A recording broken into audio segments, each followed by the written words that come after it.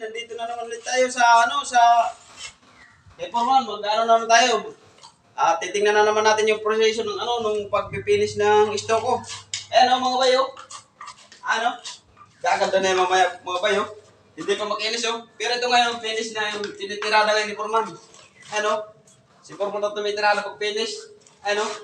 Ang stock ko pala mga bay, pwede siya sa labas, pwede rin siya sa loob.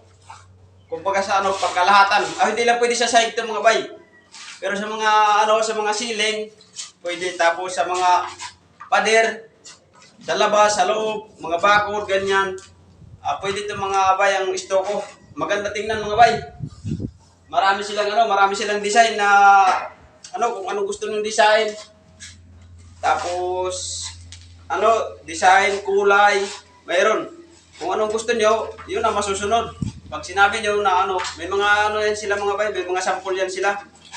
Pag halimbawa, kumano ka sa kanila, kung anong ipapagawa mo, magpapakita sila ng sample.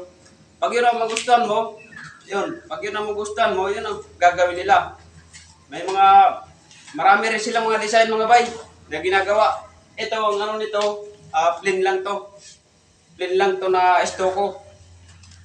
Ayan, matagal din naman yan ba masira kahit nasa labas siya, kahit naulanan.